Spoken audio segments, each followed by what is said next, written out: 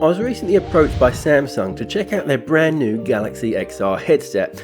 Now, full disclosure, I'm not being paid to say nice things. There are no mysterious briefcases, no Samsung goons in tracksuits hovering beside me.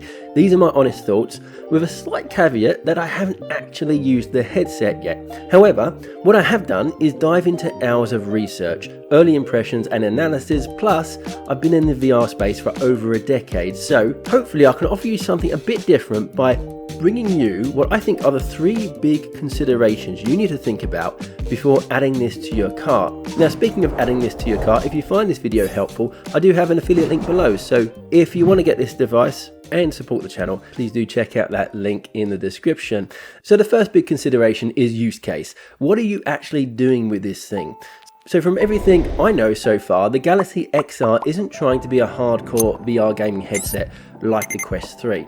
Its main purpose is spatial computing. What I mean by that is blending digital content with your real environment. So think work and productivity, watching shows and movies or sports on virtual screens, immersive photos, videos and video chat, communication and socializing, and just think general living in the future vibes. Yes, it can do VR XR gaming, but that's not its star role. If your main hobby is slashing blocks to the beat with dual wielding lightsabers, then it might be that the Quest 3 makes more sense. Also, ecosystem matters.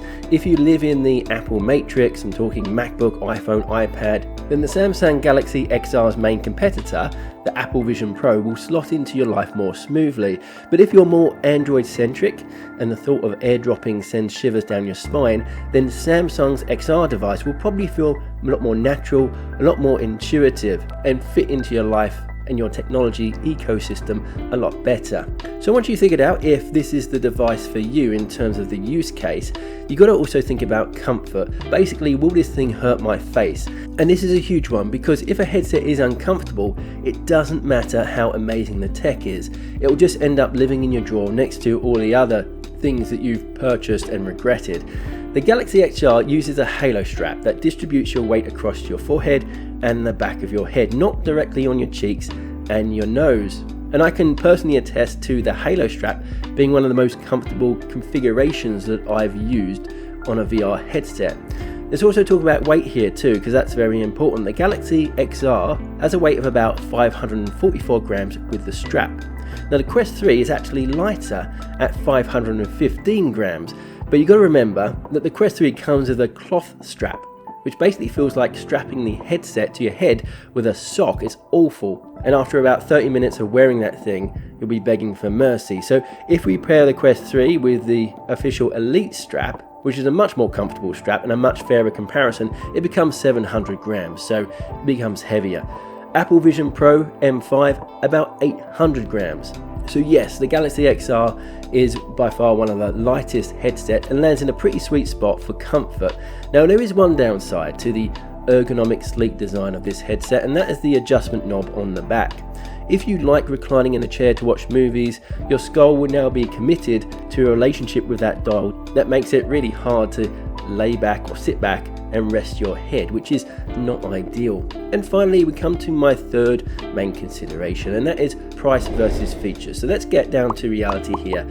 The Galaxy XR comes in at $1,799 for the headset only, with 256 gigabytes of storage. So no one's pretending that is a budget option, but you do get a solid stack of tech for your money. So this list I'm about to go through isn't exhaustive, but it'll give you an idea. You get micro OLED displays with an impressive 3552 by 3840 per eye resolution. So basically that's very sharp and clear. And along with the pancake lenses, you're going to get a very sharp and clear experience. There's hand tracking, eye tracking, it can even track some facial expressions. Dual 6.5 megapixel pass-through cameras, their color of course, and even a flicker sensor which reduces screen flicker when you're viewing screens through the pass-through mode. Now let's compare that to its main rival, the Apple Vision Pro M5, which comes in at $3,499 for the 256GB headset only. so it's almost double the price. Now, as you'd expect, the Vision Pro does edge ahead in some areas, some key areas. For example, it has a higher refresh rate, 120Hz versus Samsung's 90Hz. That's going to make a difference in the smoothness of the visual displays. It also has more integrated cameras, 12 versus 6, which is a big difference. It means slightly better tracking and pass-through smoothness. So the Vision Pro is better, but is it almost double the price better? That's the real question, and I would say that the Galaxy XR provides a solid alternative to the Pro for anyone who wants a similar experience but at a much lower cost. So just to sum this thing up, if you want a headset primarily for gaming, I'd say get the Quest 3. Now if you live in the Apple ecosystem and you want the absolute peak premium sci-fi future experience, then perhaps the Vision Pro M5 is your thing. But if you want a premium spatial computer that is comfortable, fits naturally into your Android powered tech life, gives you most of the Vision Pro features but at almost half the price, then the Samsung Galaxy XR might just be the Goldilocks choice for you, the just right option between high-end expensive genius and affordable VR fun. And that's it for my video. I really do hope it's been helpful if you've been deciding or sitting on the fence as to which headset to go for. That's really my three main considerations I would think about before jumping into bed with any of these headsets. Let me know what you think of these devices in the comment section below. As always, I'd love to hear your thoughts. Thank you for watching as always. Remember, there is that affiliate link if you want to support the channel and you're thinking about going for the Samsung Galaxy XR. Other than that, I'd appreciate a thumbs up, a subscription, or even a hype if you have enjoyed the video and found it helpful. Thank you for watching as always. I hope to catch you in the next one. Bye for now.